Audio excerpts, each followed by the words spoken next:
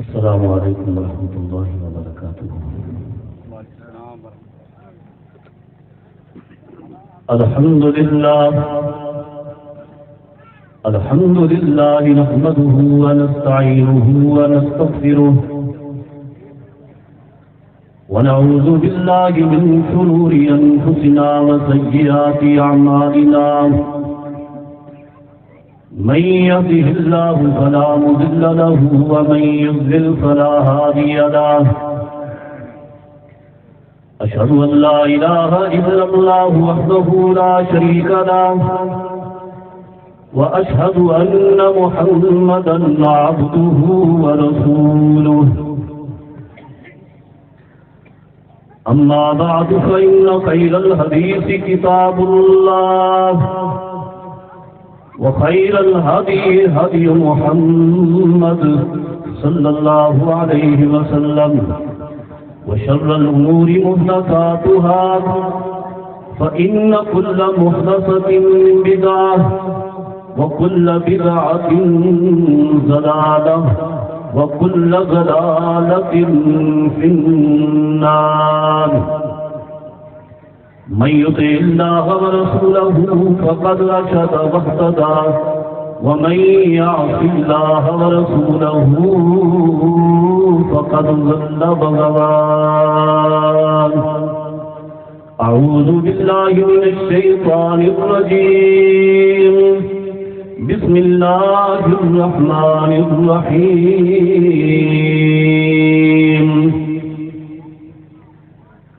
يا أيها الذين آمنوا ادخلوا في السلم كافة، ولا تتبعوا خطوات الشيطان، إنه لكم عدو مبين۔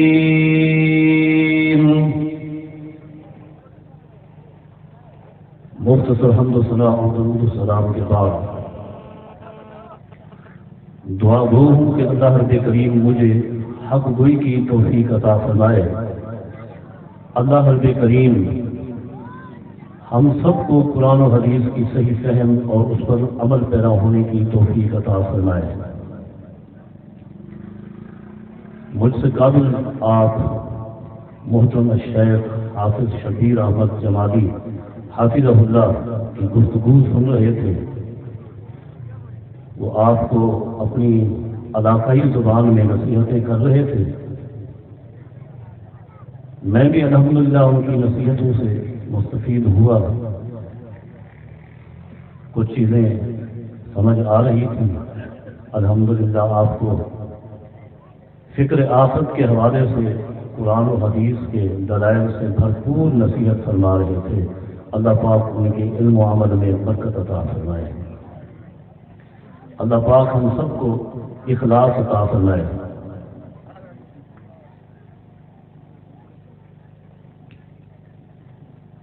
صحیح مسلم کے اندر کتاب الایمان میں امام مسلم رحمہ اللہ نے سیدنا ابو ایوب انصاری رضی اللہ تعالی عنہ سے ایک ہی باب کے اندر تقریباً 3 روایات ایک ہی واقعے کے تحت نقل کی ہیں۔ سیدنا ابو ایوب انصاری رضی اللہ عنہ فرماتے ہیں ان اعرابیا عرض لرسول اللہ صلی اللہ علیہ وسلم وهو فی سفر۔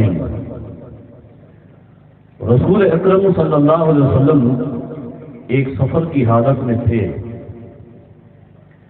صحابہ کرام رضی اللہ عنہم اجمعین آپ کے ساتھ تھے۔ دیہات سے چلتا ہوا ایک دیہاتی شخص آیا،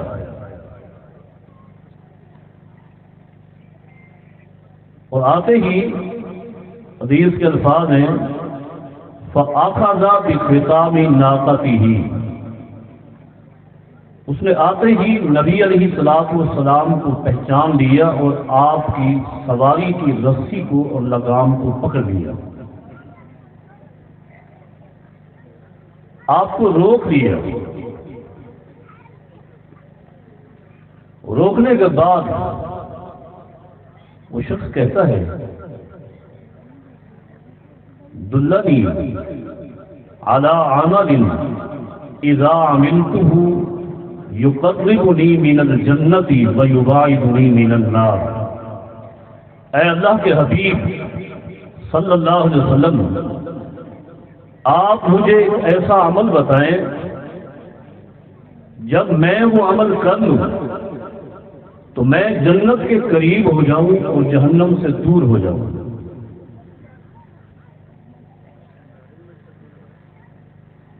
یہاں کچھ نکات ہیں۔ پہلی بات یہ کہ جب کوئی شخص کسی سے سوال کرتا ہے، اس کے سوال سے اس شخص کی ذہنیت کا اندازہ ہو جاتا ہے کہ یہ انسان کیسی سوچ کا مالک ہے۔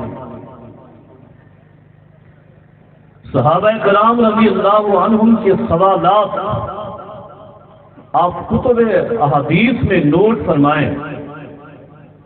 صحابہ کرام رضی اللہ عنہم آخرت کی فکر رکھنے والے لوگ تھے۔ کبھی سوال کرتے ای الاعمال افضل یا رسول اللہ صلی اللہ علیہ وسلم، اے اللہ کے رسول کون سا عمل افضل ہے؟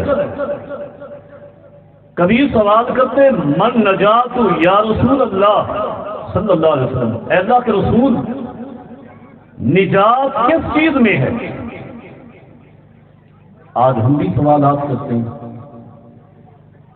یہاں کا ماحول آپ جانتے ہوں گے، علماء کرام جانتے ہیں، ہمارے علاقے میں لوگ وہ سوال کرتے ہیں جس کی انہیں ضرورت نہ ہو، اور ایسا سوال جس کا جواب خود انہیں آتا ہو، معلوم ہو، وہ ہر نئے آنے والے مہمان سے، عالم دین سے وہی سوال کریں گے۔ ہو سکتا ہے کہیں اس عالم دین سے جواب دیتے ہوئے کوئی غلطی ہو جائے اور ہم اس کو پکڑ لیں۔ بس یہی سوچ ہوتی۔ حالانکہ سوال کیوں کرنا چاہیے؟ سوال کریں عمل کرنے کے لیے۔ صحابہ کرام رضی اللہ عنہم سوال کیا کرتے تھے عمل کرنے کے لیے، عمل پوچھتے تھے۔ یہاں ایک اور نقطہ بھی ہے کہ اس دیہات سے آنے والے شخص نے اس پورے قافلے میں سے انتخاب کیا ہے جناب محمد رسول اللہ کا صلی اللہ علیہ وسلم۔ اس قافلے میں اس امت کے افضل ترین انسان، بلکہ اللہ تعالیٰ کی پوری خلائق میں انبیاء علیہ الصلوۃ والسلام کے بعد افضل البشر بعد الانبیاء ابو بکر صدیق رضی اللہ عنہ بھی موجود ہیں، دوسرے صحابہ کرام بھی موجود ہیں، اور سب کے سب علماء ہیں۔ کسی کے پاس چلے جاتے، سوال کر لیتے، جواب مل جاتا، لیکن نہیں، اس شخص نے انتخاب کیا ہے کائنات کے امام محمد رسول اللہ کا صلی اللہ علیہ وسلم۔ وجہ کیا تھی؟ وجہ یہ تھی کہ اس دیہاتی شخص کا بھی یہ نظریہ تھا کہ یہ سارے کے سارے امت کے عالم ضرور ہیں، اہل علم ضرور ہیں، لیکن ہو سکتا ہے کسی مسئلے کا جواب دیتے ہوئے ان سے کہیں غلطی ہو جائے۔ غلطی کا امکان موجود تھا، غلطی کا اگر امکان موجود نہیں تھا تو صرف اور صرف ایک ہستی تھی، کائنات کے امام محمد مصطفیٰ صلی اللہ علیہ وسلم۔ اس لیے آپ کا انتخاب کیا، وہاں جا کر سوال کیا۔ اللہ اکبر، کائنات کے امام محمد مصطفیٰ صلی اللہ علیہ وسلم آپ کی پوری زندگی دین ہے، اللہ تعالیٰ کی وحی ہے، شریعت ہے۔ دنیا کی کوئی اور ہستی ایسی نہیں کہ جس کا ہر ایک عمل شریعت ہو، شریعت کے مطابق ہو سکتا ہے، غلطی بھی ہو سکتی ہے۔ قربان جائیں مدینہ کے عظیم ترین امام، امام دار الہجرہ، امام مالک رحمت اللہ علیہ، یہ وہ ہستی ہیں، وہ شخصیت ہے کہ رسول اکرم صلی اللہ علیہ وسلم کی ایک حدیث ہے، یوشک ان یضرب الناس اکباد الابل یطلبون العلم، ایک دور میری امت پر ایسا آئے گا، میری امت کے علماء علم کی تلاش کے لیے نکلیں گے، سواریوں کے جگر خشک ہو جائیں گے، بڑے لمبے سفر کریں گے، دنیا کا چپا چپا چھال ماریں گے، فلا یجدون عالما اعلم من عالم المدینہ، ساری دنیا کا چکر لگانے کے بعد یہ علماء فیصلہ کریں گے کہ مدینہ کے عالم سے بڑا عالم اللہ کی پوری مخلوق میں نہیں ہے۔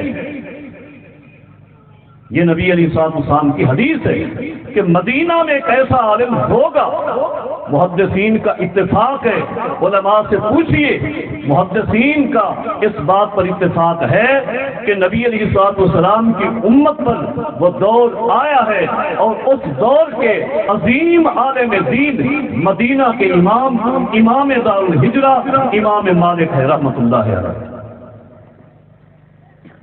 امام شافعی رحمہ اللہ نے الاعتصام کے اندر نقل کیا ہے کہ امام مالک رحمہ اللہ کے پاس ایک شخص آیا اور اس نے آپ سے سوال کیا کہ میں نے احرام باندھنا ہے، مدینہ سے احرام باندھ کر بیت اللہ کا سفر کرنا ہے، یہ بتائیے کہ احرام کہاں سے باندھوں؟ امام مالک رحمہ اللہ فرماتے ہیں ذوالحلیفہ سے، ذوالحلیفہ سے احرام باندھو، من حیث احرم رسول اللہ صلی اللہ علیہ وسلم، جہاں سے اللہ کے رسول صلی اللہ علیہ وسلم نے احرام باندھا تھا وہاں سے احرام باندھو۔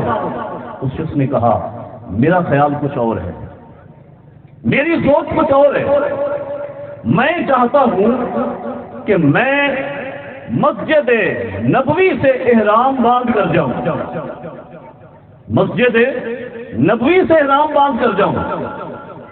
بڑی اچھی سوچ تھی ایک لحاظ سے، کیوں؟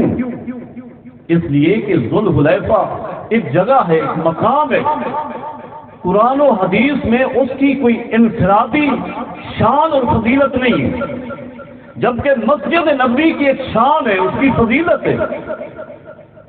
یہ وہ مسجد ہے جہاں پہ ایک نماز پڑھ لینا 1000 نماز پڑھنے سے افضل اور اعلیٰ ہے۔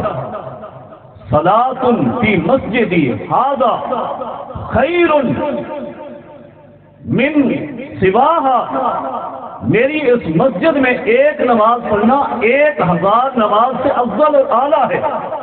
یہ سوچ تھی، یہ سوچ کو لے کر اس شخص نے سوال کیا کہ میں یہاں سے احرام باندھ لوں۔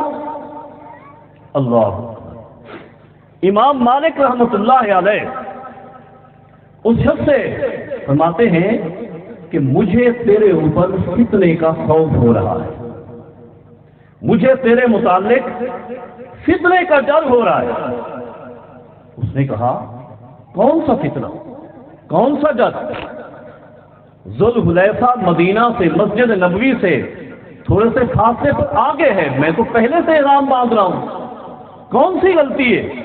اللہ اکبر، قربان جائیں امام مالک رحمہ اللہ فرماتے ہیں ایو فتنۃ اعظم من ان ترى ان سبقت الى فضیلۃ قصر عنها رسول اللہ صلی اللہ علیہ وسلم، اس سے بڑا فتنہ کیا ہو سکتا ہے کہ تو سوچ بنا چکا، تیری یہ سوچ ہے کہ میں آج وہ فضیلت والا عمل کروں گا جو فضیلت اللہ کے پیارے رسول محمد رسول اللہ صلی اللہ علیہ وسلم کو بھی نہیں مل سکی۔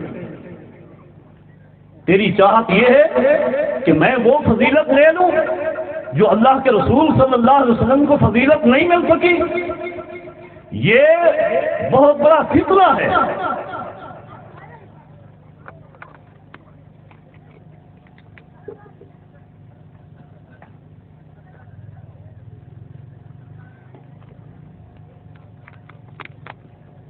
اللہ اکبر۔ امام مالک رحمت اللہ علیہ احتیاط دیکھیں، حدیث سے محبت دیکھیں کہ اس شخص نے تھوڑا سا پہلے احرام مانگنا چاہا، سوچ کو سمجھ گئے اور فرمانے لگے تو فتنے کا شکار ہے، تو فتنے کا شکار ہے۔ آج ہماری دعوت بھی یہی ہے، ہماری دعوت بھی یہی ہے کہ کامیابی صرف اور صرف کائنات کے امام محمد مصطفیٰ صلی اللہ علیہ وسلم کے طریقے میں ہے، آپ کی سنت میں کامیابی ہے۔ کیوں؟ اس لیے کہ آپ جو عمل کرتے ہیں وہ اللہ کی وحی ہے، وَمَا يَنطِقُ عَنِ الْهَوَىٰ إِنْ هُوَ إِلَّا وَحْيٌ يُوحَىٰ۔ آپ کی زبان کو اس وقت تک حرکت نہیں آتی جب تک کہ اللہ کی طرف سے وحی نازل نہ ہو جائے۔ اللہ کی وحی کائنات کے کسی انسان کا عمل، کسی انسان کا قول و فعل اللہ کی وحی نہیں ہے، اللہ کی وحی کے مطابق ہو سکتا ہے، اللہ کی وحی نہیں ہو سکتا۔ ایک سادہ سی مثال ہے، سیدنا ابو بکر صدیق رضی اللہ تعالیٰ عنہ اس امت کے افضل ترین انسان ہیں، لیکن سیدنا ابو بکر صدیق رضی اللہ تعالیٰ عنہ بھی اگر کوئی عمل کرے تو ان کے عمل کو سنت کے مطابق کہہ سکتے ہیں، دین کے مطابق کہہ سکتے ہیں، شریعت کے مطابق کہہ سکتے ہیں، اللہ کی وحی کے مطابق کہہ سکتے ہیں۔ مثلا سیدنا ابو بکر صدیق رضی اللہ تعالیٰ نے نماز پڑھی، آپ کی نماز قرآن و حدیث کے مطابق ہے، اس نماز کو ہم دین کے مطابق کہہ سکتے ہیں، شریعت کے مطابق کہہ سکتے ہیں۔ سیدنا ابو بکر صدیق رضی اللہ تعالیٰ نے روزہ رکھا، قرآن و حدیث کے مطابق ہے، شریعت کے مطابق کہہ سکتے ہیں، شریعت نہیں کہہ سکتے۔ کائنات میں صرف ایک ہستی ہے کہ جس کے ہر عمل کو شریعت کے مطابق نہیں کہتے بلکہ شریعت کہتے ہیں، اور وہ ہستی ہے کائنات کے امام محمد مصطفیٰ صلی اللہ علیہ وسلم۔ نبی علیہ الصلوۃ والسلام کی نماز شریعت ہے، نبی علیہ الصلوۃ والسلام کا روزہ اللہ کی وحی ہے، آپ کا حج اللہ کی وحی ہے۔ بلکہ نبی علیہ الصلوۃ والسلام سے سیدنا عقبہ ابن حابس رضی اللہ عنہ نے سوال کیا تھا حج کی فضیلت کے حوالے سے، عرض کی اللہ کے رسول افی کل عام یا رسول اللہ، کیا حج ہر سال کرنا پڑے گا؟ فسکت رسول اللہ کے رسول صلی اللہ علیہ وسلم خاموش ہو گئے۔ قربان جائیں، آپ کی خاموشی بھی دین ہے، آپ کا بولنا بھی دین ہے، آپ کا عمل کرنا بھی دین ہے۔ حدیث کی تین بڑی قسمیں، قولی، فعلی اور تقریری حدیث و سنت وہ ہے کہ نبی علیہ الصلوۃ والسلام کے سامنے صحابہ نے کوئی عمل کیا، کوئی گفتگو کی، آپ نے اس کی تصدیق کر دی، اس پر رد نہیں کیا، خاموشی اختیار کی، یہ تقریری سنت ہے، تقریری حدیث ہے، یہ بھی دین ہے، اللہ کی وحی ہے۔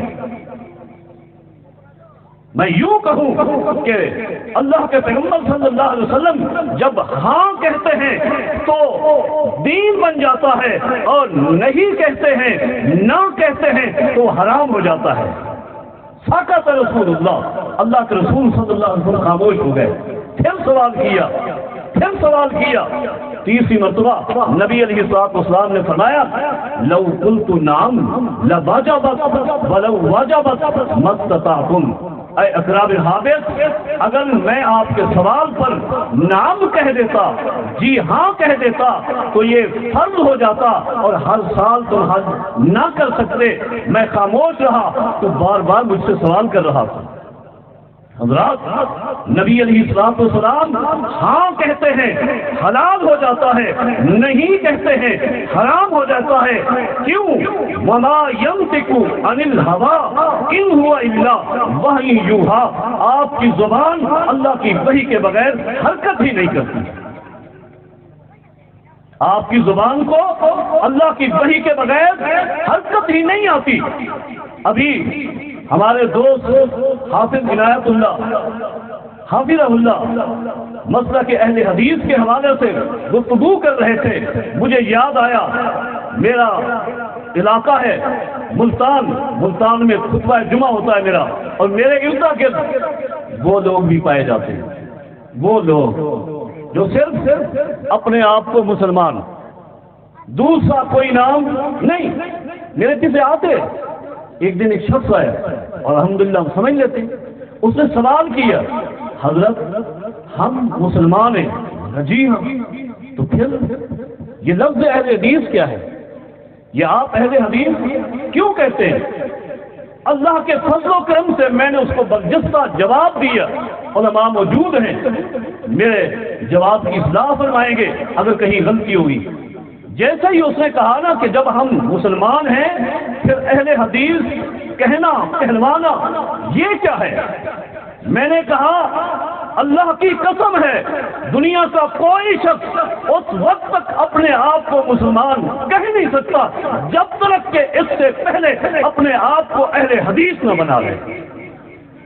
مسلمان ہونے کے لیے سب سے پہلے اہل حدیث ہونا شرط ہے، لازم ہے اور فرض ہے. کیوں؟ اہل حدیث کسے کہتے ہیں؟ اہل حدیث ہر اس شخص کو کہتے ہیں جو پیغمبر کی حدیث کو سنے، پڑھے، عمل کرے. حدیث پر عمل کرنے والے کو اہل حدیث کہتے ہیں.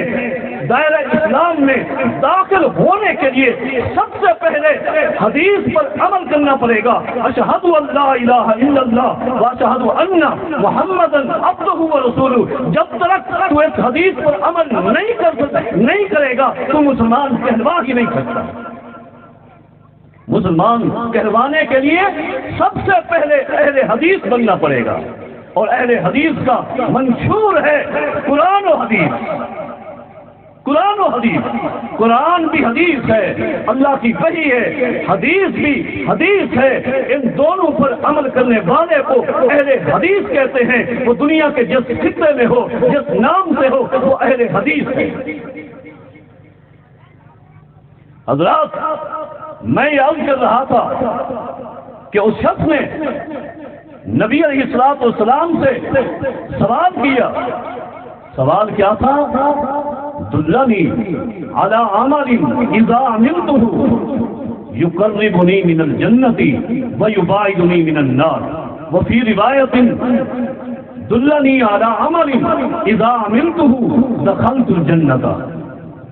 مجھے ایسا عمل بتائیں جس عمل کی وجہ سے، جس عمل کو کرنے سے میں جنت میں چلا جاؤں، جنت کے قریب ہو جاؤں، جہنم سے بچ جاؤں، جہنم سے دور ہو جاؤں. حضرات یہاں رک کر میں آپ کے ضمیر کو جھنجھوڑ کر یہ کہنا چاہوں گا کہ جنت کے داخلے کے لیے صرف اور صرف عقیدے کے بعد اپنا عمل ہونا لازمی اور ضروری ہے. تعلق جنت میں نہیں لے کے جاتے، عمل لے کر جاتا ہے. عمل جنت میں لے کر جاتا ہے. نبی علیہ الصلوۃ والسلام سے کتنا عظیم تعلق ہے سیدہ فاطمہ الزہرا کا رضی اللہ عنہا. نبی علیہ الصلوۃ والسلام ان کو بھی نصیحت کیا کرتے تھے، اے ملی، اے فاطمہ عمل کر کے آنا، عمل کر کے آنا. انی لا اغنی عنک من اللہ شیئا. کل قیامت کے دن اگر تو بغیر عمل کے آ گئی تو رب کے عذاب سے میں محمد بھی تجھے نہیں بچوا سکتا صلی اللہ علیہ وسلم. آج لوگوں نے کہانیاں گھڑ رکھی، نظریات بنا رکھے. تعلق بچائے گا، واسطہ بچائے گا. کون سا تعلق سے بھی دور چلے گئے.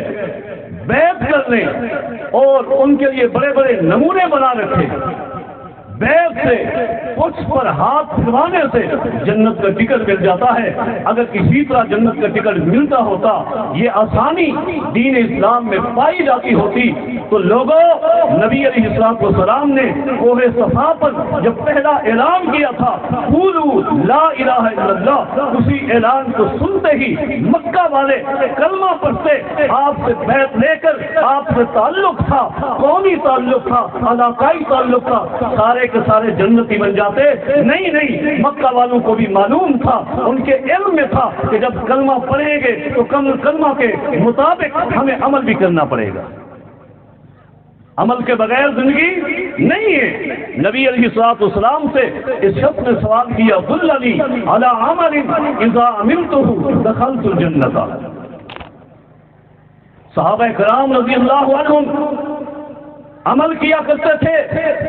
اللہ اکبر، یہی وجہ ہے کہ میدان عرفات میں جب احکامات کی آخری آیت نازل ہوئی الیوم اکملت لکم دینکم واتممت علیکم نعمتی ورضیت لکم الاسلام دینا، یہ آیت جو ہی نازل ہوئی نبی علیہ السلام نے اپنی زبان اقدس سے اس آیت کی تلاوت کی۔ صحابہ کرام نے اللہ کا شکر ادا کیا۔ تم الوحی وتم العمل، تم الوحی وتم العمل، تم العلم وتم العمل۔ اے اللہ کے رسول، آج اگر اللہ کی طرف سے علم اور شریعت مکمل ہو گئی ہے تو ہم نے اس پر مکمل عمل بھی کر دیا ہے۔ صحابہ کرام رضی اللہ عنہم علم میں سارے کے سارے برابر نہیں تھے، کسی کے پاس علم شریعت زیادہ تھا، کسی کے پاس کم تھا، لیکن کسی ایک بھی صحابی کی سیرت کا مطالعہ آپ شروع کر دیں، اس کے علم کو بھی چیک کرتے جائیں، اس کے عمل کو بھی چیک کرتے جائیں، آپ اس نتیجے پر پہنچیں گے کہ اس صحابی کے پاس قرآن و سنت کا جتنا علم تھا اس پر اتنا ہی عمل بھی موجود تھا۔ شیخ محترم فرما رہے تھے لیکن آج ہم عمل کے میدان میں کوڑے، عمل کے میدان میں پیچھے۔ صحابہ کرام رضی اللہ عنہم کا یہ امتیاز تھا کہ جس کے پاس جتنا علم ہے اتنا عمل بھی موجود ہے۔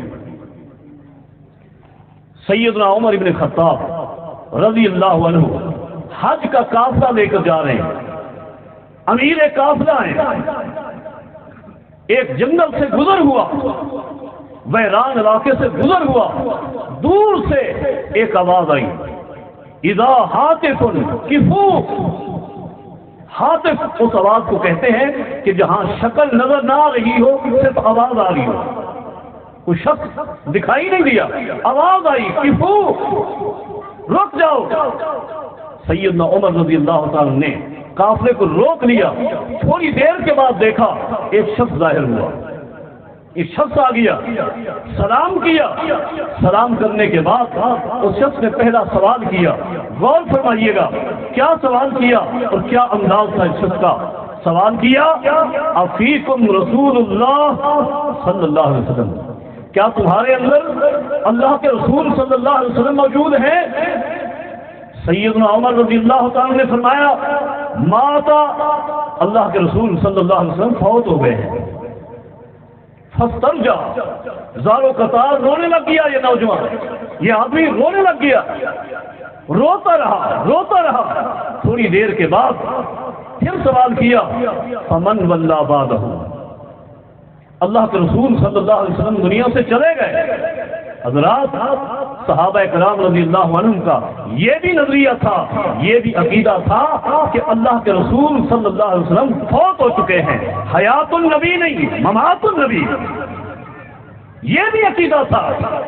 تھوڑی دیر کے بعد اس شخص نے سوال کیا فمن ولا بعدہ، یہ بتائیے اللہ کے رسول صلی اللہ علیہ وسلم دنیا سے چلے گئے، فوت ہو گئے، آپ کے بعد اس امت کا والی، اس امت کا خلیفہ، حکمران کون بنا ہے؟ سیدنا عمر فرماتے ہیں ابو بکر، اللہ کے نبی صلی اللہ علیہ وسلم کے بعد اس امت کا والی اور حکمران ابو بکر صدیق بنے ہیں رضی اللہ عنہ۔ اس شخص نے سوال کیا اہوا فیکم، کیا وہ موجود ہیں؟ سیدنا عمر فرماتے ہیں ماتا، وہ بھی فوت ہو گئے۔ وہ بھی فوت ہو گئے، فاسترجع، دوبارہ رونا شروع کر دیا، روتا رہا، پھر تھوڑی دیر کے بعد سوال کیا، فمن ولّى بعدہ، ابو بکر صدیق رضی اللہ عنہ فوت ہو گئے ہیں، ان کے بعد اس امت کی بات دور کس نے سنبھالی ہوئی ہے؟ کون حاکم ہے؟ کون والی ہے؟ سیدنا عمر فرماتے ہیں عمر بن الخطاب، عمر بن الخطاب اس امت کے والی حکمران ابو بکر صدیق کے بعد عمر بن الخطاب ہے رضی اللہ عنہ۔ اس نے سوال کیا اہوا فیکم، کیا عمر تمہارے اندر موجود ہیں؟ سیدنا عمر فرماتے ہیں والذی یخاطبک، عمر وہ ہے جو تیرے ساتھ گفتگو کر رہا ہے۔ وہ شخص خوش ہو گیا، گلے ملا، اور تھوڑی دیر کے بعد درخواست کی، فنڈ کے حوالے سے، تعاون کے حوالے سے یہ شخص آیا تھا، غریب تھا، مسکین تھا۔ اللہ اکبر۔ سیدنا عمر فرماتے ہیں تیرا تعارف کیا ہے، تیرا نام کیا ہے؟ اس شخص نے کہا انا الحنش بن عقیل، میرا نام حنش بن عقیل ہے، لاقیانی رسول اللہ صلی اللہ علیہ وسلم علی ردھۃ بنی جعال، بنو جعال قبیلے کے تیلوں کے پاس نبی علیہ السلام کی میرے ساتھ ملاقات ہوئی، فدعانی الی الاسلام، اللہ کے رسول صلی اللہ علیہ وسلم نے اس پہلی ملاقات میں مجھے دعوت اسلام پیش کی، دین کی دعوت دی، اور فاسلمت، میں نے آپ کی دعوت کو قبول کرتے ہی کلمہ پڑھ لیا، اسلام میں داخل ہو گیا، فسقانی فضلہ سبھی کا۔ سنیے اللہ کے رسول صلی اللہ علیہ وسلم اس سفر میں تھے، صحابہ بھی ساتھ تھے، نبی علیہ السلام نے اپنی خوراک کا بندوبست کیا ہوا تھا، آپ کے پاس ستو تھا، ستو گھولا ہوا تھا، نبی علیہ السلام نے اس پہلی ملاقات میں وہ ستو خود بھی پیا اور اپنا بچا ہوا اپنا جھوٹا مجھے بھی پلایا۔ سنیے واللہ ما زلت ریحھا اذا عطشت واذا جعت، اللہ کی قسم ہے وہ دن تھا اور آج کا دن ہے، جب بھی مجھے پیاس لگتی ہے، بھوک لگتی ہے، اپنے سینے کے اندر نبی علیہ السلام کے پلائے ہوئے اس پاکیزہ ستو کی ٹھنڈک بھی محسوس کرتا ہوں اور خوشبو بھی محسوس کرتا ہوں۔ وہ ملاقات مجھے آج تک یاد ہے۔ لیکن سنیے اے عمر رضی اللہ عنہ، انا و اہلی عشرۃ اعوام، میں اور میرے گھر کے افراد کل 10 افراد ہیں ہم۔ نبی علیہ السلام کے ساتھ جب میری ملاقات ہوئی تھی، میرا سر کے اندر ایک بھی بال سفید نہیں تھا، داڑھی میں کوئی بال سفید نہیں تھا، وتممت رأسی الابیض، آج آپ دیکھ رہے ہیں میرا پورا سر سفید ہونے والا ہے، بڑھاپا ہو چکا ہے، معاملات ایسے ہیں، حالات ایسے ہیں جنہوں نے بوڑھا کر دیا۔ لیکن سنیے اور آپ بھی غور فرمائیے، جو دعوت جو بات میں اصلاً پیش کرنے لگا ہوں وہ بات اس صحابی نے بیان کی ہے۔ وہ بات کیا ہے؟ فرماتے ہیں اصلی فی کل یوم، اصلی خمسا فی کل یوم ولیلۃ واصوم شہر رمضان واصبح لعشر ذی الحجۃ نسکا کذالک علمنی رسول اللہ صلی اللہ علیہ وسلم۔ نبی علیہ السلام کے ساتھ پہلی ملاقات ہوئی، پیغمبر نے مجھے سبق پڑھایا، سبق دیا، دعوت دی۔ اسی دن سے لے کر آج تک میں روزانہ کی 5 نمازیں پڑھتا ہوں، جب ماہ رمضان آتا ہے رمضان کے روزے رکھتا ہوں، اور ہر سال 10 ذی الحجہ کو قربانی بھی کرتا ہوں جو استطاعت میں ہوتی ہے۔ یہ میرا اپنا عمل نہیں ہے، میرا اپنا طریقہ نہیں ہے، کذالک علمنی رسول اللہ صلی اللہ علیہ وسلم۔ یہ وہی تعلیم ہے جو تعلیم مجھے پہلی ملاقات میں کائنات کے امام محمد مصطفیٰ صلی اللہ علیہ وسلم نے عطا فرمائی۔ حضرات، یہ جنگل میں رہنے والا ایک صحابی رسول ہے جس نے نبی علیہ السلام کے ساتھ ایک ہی ملاقات کی ہے، ملاقات چند لمحوں کی ہے، اور غریب ہے، مسکین ہے، محتاج ہے۔ سیدنا عمر رضی اللہ عنہ کے پاس کیوں آیا ہے؟ آیا اس لیے ہے کہ میرا تعاون کرے، مدد کرے، حالات بھی سامنے رکھے۔ لیکن یہ بات غور کرنے کی ہے، اس صحابی رسول نے نبی علیہ السلام سے پہلی ملاقات میں جو کچھ سیکھا تھا، پڑھا تھا، آج تک اسی پر عمل کر رہا ہے۔ اپنے طریقے کو اختیار نہیں کیا، اپنی مرضی کو دین اسلام میں داخل نہیں کیا۔ یہی طریقہ تھا صحابہ کرام کا۔ اسی لیے قرآن کریم نے یہ ہمیں حکم دیا ہے، ان آمنوا بمثل ما آمنتم به فقد اهتدوا۔ اگر ہدایت چاہتے ہو تو پیغمبر کے صحابہ کے طریقے کو اپناؤ۔ اس طریقے کو اگر چھوڑ دو گے ہدایت سے دور چلے جاؤ گے۔ حضرات، دین اللہ کی وحی کا نام ہے، دین مفروضات کا نام نہیں، قصے کہانیوں کا نام نہیں، دین خواب کا نام نہیں ہے۔ اس شخص نے، میں یہ عرض کر رہا تھا صحیح مسلم کے حوالے سے، نبی علیہ السلام سے سوال کیا کہ دلنی علی عمل اذا عملته دخلت الجنۃ۔ اے اللہ کے رسول صلی اللہ علیہ وسلم، مجھے ایسا عمل بتائیں کہ میں وہ عمل کرتے ہی جنت میں داخل ہو جاؤں گا۔ نبی علیہ السلام نے اس صحابی کو کچھ اعمال بتائے۔ نبی علیہ السلام فرماتے ہیں، سنیے، تعبد اللہ ولا تشرک بہ شیئا، اللہ کی ذات و صفات میں، اللہ کی عبادت میں اللہ کے غیر کو شریک نہ کرنا۔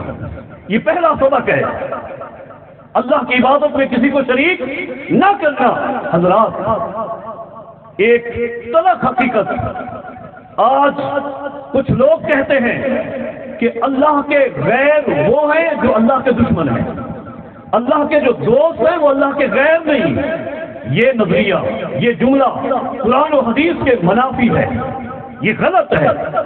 اللہ خود اللہ کی ذات ہے، اللہ کی ذات کے علاوہ جو کچھ بھی ہے وہ اللہ کا غیر ہے۔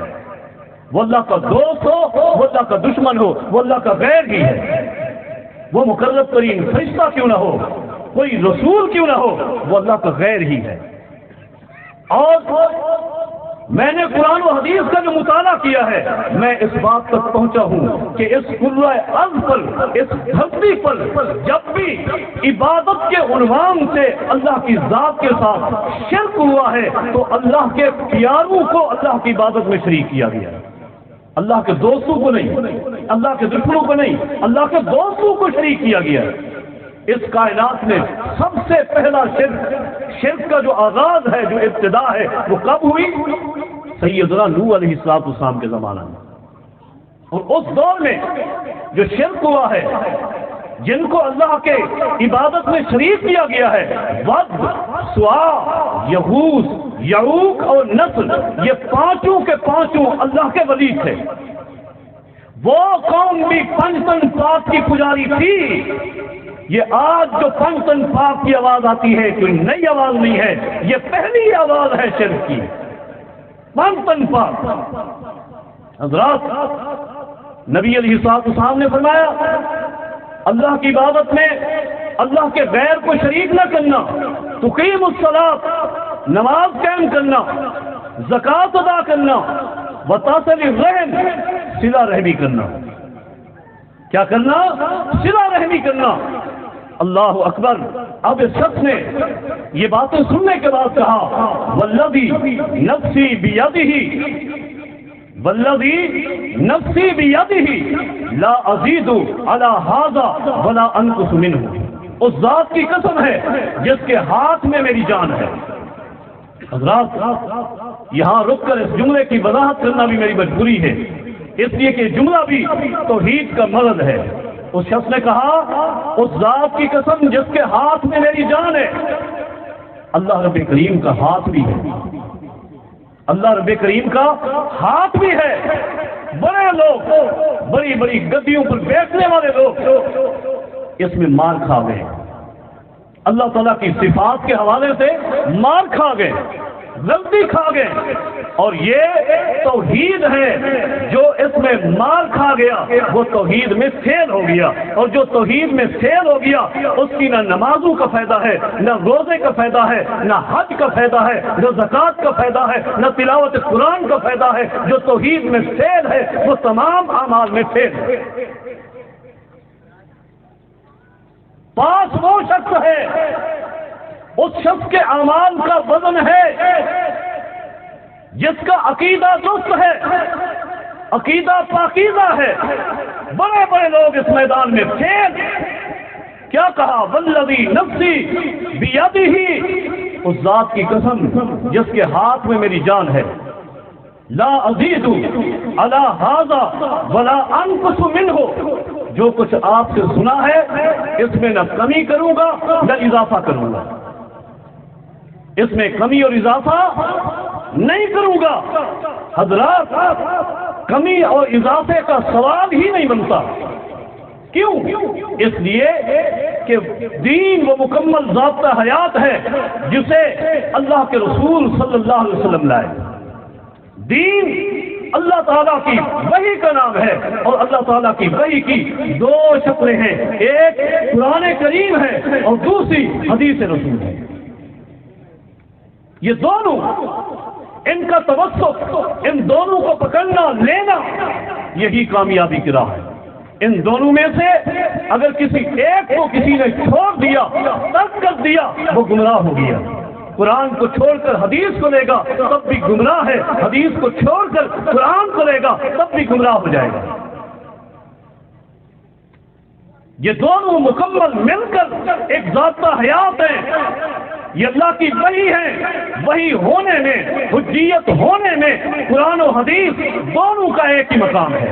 قرآن کریم ایک تھیوری ہے، حدیث رسول اس کا پریکٹیکل ہے۔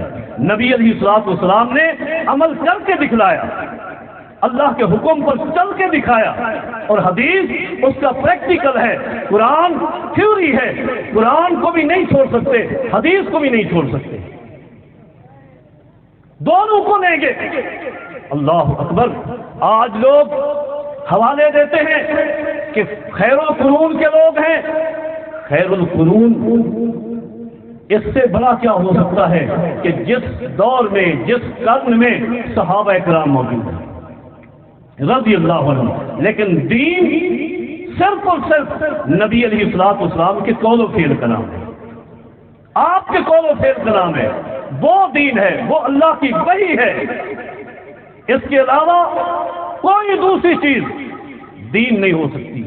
ہمارا ایمان ہے کہ اس امت کے جو افضل ترین لوگ ہیں صحابہ کرام رضی اللہ عنہم، ان سے بھی علم میں کہیں کہیں خطا ممکن ہے، ان کی اصلاح ہو جاتی ہے۔ نبی علیہ الصلوۃ والسلام نے اپنے زمانے میں خود اصلاح کی، صحابہ کرام کے مسائل میں اختلافات ہوئے، اصلاح ہو گئی، حل ہو گیا۔ لیکن یہ نہیں ہے کہ کوئی ایک ہستی ایسی ہو کہ وہ جو کچھ کہے وہ اللہ کا دین ہے، نہیں، کائنات میں صرف ایک ہستی ایسی ہے کہ جو کچھ فرمائے وہ اللہ کا دین ہے، وہ ہے محمد الرسول اللہ صلی اللہ علیہ وسلم۔ کسی کا جذبہ، کسی کا شوق، اس کی قدر کرے، یہ اپنی جگہ، لیکن کسی کا جذبہ، کسی کا شوق وہ دین نہیں ہو سکتا۔ اس سے بڑا جذبہ کہاں سے لائیں گے کہ امہات المؤمنین کے پاس، بعض روایات میں سید عائشہ رضی اللہ عنہا کے پاس 3 صحابی آئے تھے، بڑی معروف حدیث ہے۔ نبی علیہ الصلوۃ والسلام کے اعمال پوچھے، پوچھ کر جانے لگے، وعدہ کیا۔ وعدہ کیا تھا؟ ایک نے کہا کہ میں ساری زندگی روزے رکھوں گا، اور ایک نے کہا میں پوری زندگی پوری رات کا قیام کروں گا، اور ایک نے کہا میں شادی نہیں کروں گا۔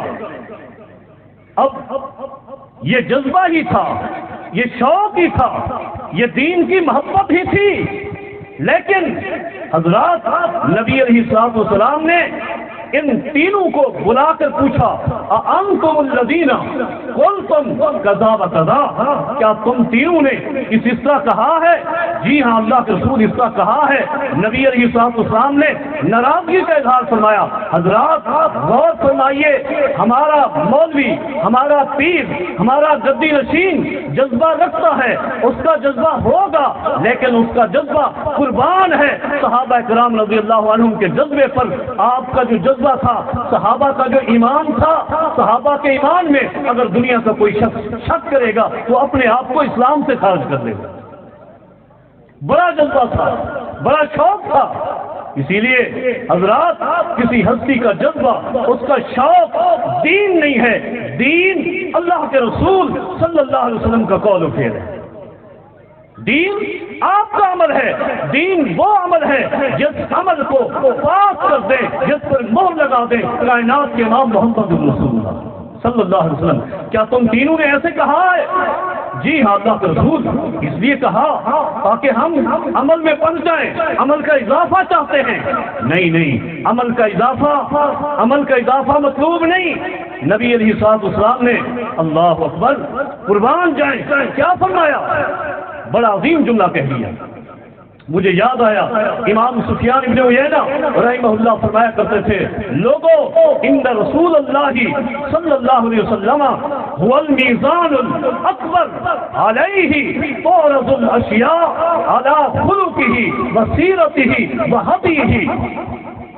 کائنات کا سب سے بڑا میزان، کائنات کا سب سے بڑا ترازو کائنات کے امام محمد رسول اللہ ہے صلی اللہ علیہ وسلم۔ علیہ تعرض الاشیاء، ساری امت کے اعمال محمد الرسول اللہ صلی اللہ علیہ وسلم کے اعمال پر پیش کیے جائیں گے۔ آپ کے خلق پر، آپ کی سیرت پر، آپ کے کردار پر، ہر شخص کے کردار کو پیش کیا جائے گا۔ آپ کی سیرت پر، آپ کی کردار پر، آپ کی نماز پر، آپ کے روزے پر پیش کیا جائے گا۔ فما وافقہ فہو الحق، دنیا کے جس شخص کا روزہ، اس کی نماز، اس کا حج، اس کی زکوٰۃ اللہ کے پیارے رسول صلی اللہ علیہ وسلم کی نماز کے، روزے کے، زکوٰۃ کے، اعمال صالحہ کے موافق ہوتا جائے فہو الحق، دنیا کے اس شخص کا عمل حق ہے، درست ہے، اللہ کے ہاں قبول ہے۔ فما خالفہ فہو الباطل، جس کی نماز اللہ کے رسول کی نماز کے مخالف ہے، جس کا روزہ میرے پیغمبر کے روزے کے مخالف ہے، جس کا حج میرے پیغمبر کے حج کے مخالف ہے، جس کی تلاوت میرے پیغمبر کی تلاوت کے مخالف ہے، وہ الباطل، وہ باطل ہے، گمراہی ہے، جہنم میں تو لے کر جا سکتا ہے، جنت میں لے کر نہیں جا سکتا۔ اللہ رب کریم نے ہمارے اوپر احسان کیا ہے کہ ہمیں نمونہ عطا فرمایا ہے کائنات کے امام محمد رسول اللہ صلی اللہ علیہ وسلم۔ آپ کی زندگی کو دیکھتے جائیں اور اپنے اعمال کی اصلاح کرتے جائیں۔ لقد کان لکم فی رسول اللہ اسوۃ حسنہ، امام مالک رحمہ اللہ فرمایا کرتے تھے، لوگوں السنۃ کسفینۃ نوح علیہ السلام، من رکبھا فقد نجا ومن لم یرکبھا فقد غرق۔ پیارے پیغمبر جناب محمد رسول اللہ صلی اللہ علیہ وسلم کی سنت کا معیار یہ ہے کہ آپ کی سنت سیدنا نوح علیہ السلام کی بنائی ہوئی کشتی کی طرح ہے کہ جب اللہ کی طرف سے طوفان آیا تو اس طوفان سے نجات کے لیے کوئی تعلق کام نہیں آیا، کوئی واسطہ کام نہیں آیا۔ انہیں سیدنا نوح علیہ السلام کے سگے بیٹے کنعان کو بھی غرق کر دیا گیا۔ کیوں غرق کیا گیا؟ اس لیے کہ وہ نوح علیہ السلام کی اس بنائی ہوئی کشتی میں سوار نہیں ہو سکا۔ ہر اس انسان کو، ہر اس چیز کو نجات ملی جو سیدنا نوح علیہ السلام کی بنائی ہوئی اس کشتی میں سوار ہو گیا، جو اس میں سوار نہیں ہوا وہ طوفان میں غرق ہو گیا۔ پیغمبر کی سنت کا معیار یہی ہے، جس نے سنت کو اپنا لیا، سنت کے مطابق عمل کیا، سنت پہ چلتا رہا، فقط نجا، وہ نجات پا گیا۔ جس نے میرے پیغمبر کی سنت کو ترک کر دیا، چھوڑ دیا، اپنے اعمال میں، اپنی زندگی میں، اپنے طریقہ کار میں، اٹھنے بیٹھنے میں، شادی بیاہ میں پیغمبر کی سنت کو ترک کر دیا، چھوڑ دیا اور غرق کا، تو وہ غرق ہو گیا، ہلاک ہو گیا، تباہ و برباد ہو گیا۔ کامیابی کا ایک ہی راستہ ہے، اور وہ ہے پیارے پیغمبر جناب محمد رسول اللہ صلی اللہ علیہ وسلم کی سنت، آپ کا طریقہ کار۔ اللہ رب کریم نے قرآن کریم میں یوں فرمایا ہے وما آتاکم الرسول فخذوہ، لوگوں جو کچھ تمہیں میرا رسول دے دے اسے لے لو، وما نہاکم عنہ فانتہوا، جس سے میرا پیغمبر تمہیں منع کر دے روک لے اس سے دور ہو جاؤ، چھوڑ دو۔ واتقوا اللہ، حقیقتاً تقویٰ یہی ہے۔ اللہ رب کریم نے قرآن کریم میں اتنا بھی نہیں فرمایا کہ وما آتاکم ابو بکر فخذوہ، لوگوں جو کچھ تمہیں ابو بکر دے دے رضی اللہ عنہ اس کو بھی لے لینا، وہ بھی دین ہے۔ نہیں، دین دو راستوں کا نام نہیں ہے، دین صرف ایک راستے کا نام ہے جو جا کر جڑتا ہے، ملتا ہے کائنات کے امام محمد مصطفیٰ صلی اللہ علیہ وسلم۔ نبی علیہ الصلوۃ والسلام نے ان صحابہ کرام سے پوچھا انتم الذین قلتم کذا وکذا، اے میرے صحابہ تم نے اس طرح کہا ہے؟ جی ہاں اللہ کے رسول، ہم نے اس لیے کہا ہے۔ نبی علیہ الصلوۃ والسلام نے بڑا سخت جملہ ارشاد فرمایا، حضرات نوٹ فرمائیے، یہ جو صحابہ کرام تھے، جن 3 صحابہ کرام نے وعدہ کیا تھا، ان میں سے 2 صحابہ کرام وہ ہیں جن کے عمل میں اضافہ ہے، اور ایک صحابی وہ ہیں جن کے عمل سے کمی ظاہر ہو رہی ہے۔ ایک نے کہا کہ میں مسلسل روزے رکھوں گا، اور ایک نے وعدہ کیا کہ میں پوری رات قیام کروں گا۔ یہ دونوں عمل نبی کی سنت میں اضافہ تھے۔ اور تیسرے نے کہا کہ میں شادی نہیں کروں گا، یہ نبی علیہ الصلوۃ والسلام کی سنت میں کمی تھی۔ ایک کمی کا شکار تھا، 2 اضافہ کے شکار تھے۔ نبی علیہ الصلوۃ والسلام نے بڑا سخت جملہ ارشاد فرمایا من راغب عن سنتی فلیس منی، جس نے میری سنت سے اعراض کر لیا اس کا میرے ساتھ کوئی تعلق نہیں، اس کا میرے ساتھ کوئی تعلق نہیں۔ اعراض کس کو کہتے ہیں؟ سنت کو چھوڑ دینا نہیں، انکار کرنا نہیں، بلکہ سنت میں کمی اور بیشی کا شکار ہونا۔ تو یہ لوگ، یہ صحابہ کرام، اللہ اکبر، ان کے جذبے کا آپ اندازہ لگائیں، یہ آنے والے ہیں تو کون؟ یہ صحابہ کرام ہیں، امت کے عام لوگ نہیں ہیں۔ صحابہ کرام رضی اللہ عنہم، ان میں سے ایک ایک کی شان بیان کرنے لگ جاؤں بڑا بددرکار ہے، لیکن ایک ہی جملے میں صحابہ کرام کی شان کو عرض کر دیتا ہوں۔ نبی علیہ الصلوۃ والسلام نے فرمایا لو ان احدکم انفق مثل احد ذهبا فما لو ان احدکم انفق مثل احد ذهبا ما بلغ مد احدهم ولا نصیفہ، کائنات کا ایک شخص اگر احد پہاڑ کے برابر سونا بھی اللہ کے راستے میں خرچ کر دے تو میرے صحابہ کے ایک مٹھی بھر جو کو اللہ کے راستے میں خرچ کیے ہوئے جو کے مقابل بھی نہیں ہو سکتا۔ حضرات آپ غور فرمائیں، نبی علیہ الصلوۃ والسلام نے احد پہاڑ فرمایا ہے جو کہ ناممکن ہے کہ دنیا کے کسی شخص کے پاس اتنا سونا موجود ہو کہ احد پہاڑ کے برابر ہو، ناممکن ہے۔ لیکن نبی علیہ الصلوۃ والسلام فرماتے ہیں اگر یہ ناممکن بھی ممکن ہو جائے اور وہ امتی اللہ کی رضا کے لیے، اخلاص کے لیے، پیغمبر کے طریقے پر خرچ کرتے کرتے احد پہاڑ کے برابر سونے کو اللہ کے راستے میں لٹا دے، خرچ کر دے، تب بھی اس کو جو ثواب ملے گا، اجر ملے گا، وہ ثواب صحابی کے ایک مٹھی بھر جو کا مقابلہ نہیں کر سکتا۔ یہ ان کی شان ہے، یہ ان کا ایمان ہے، یہ ان کا اخلاص ہے۔ صحابہ کرام کا اخلاص اپنی جگہ، لیکن دین اسلام میں طریقہ صرف اور صرف کائنات کے امام محمد مصطفیٰ کا چلے گا۔ نبی علیہ الصلوۃ والسلام کے طریقے میں نجات ہے، کامیابی ہے۔ نبی علیہ الصلوۃ والسلام نے اس شخص کا جب یہ وعدہ سنا تو آپ نے فلما واللہ حدیث کے الفاظ ہے، یہ سبق پڑھنے کے بعد وہ دیہاتی چلا گیا۔ نبی علیہ الصلوۃ والسلام نے صحابہ کرام سے فرمایا من صلہ ان ينظر الى رجل من اہل الجنت فلینظر الى هذا، اگر دنیا کے اندر کسی جنتی انسان کو چلتے پھرتے دیکھنا چاہتے ہو تو اس شخص کو دیکھ لو، یہ جنتی جا رہا ہے۔ ایک روایت کے الفاظ ہیں افلح ان صدق افلح ان امر بما تمسک به، اگر اس کو جو حکم سبق ملا اس پر اس نے تمسک اختیار کیا، پختگی اختیار کی، قرآن و سنت پر چلتا رہا تو یہ شخص کامیاب ہو گیا، جنت میں چلا گیا۔ اللہ رب کریم سے دعا ہے، اللہ رب کریم ہم سب کو قرآن و حدیث کی فہم عطا فرما دے، قرآن و حدیث پر عمل پیرا ہونے والا بنا دے۔ اقول قولی ھذا استغفر اللہ لی ولکم ولسائر المسلمین وآخر دعوانا ان الحمد للہ رب العالمین۔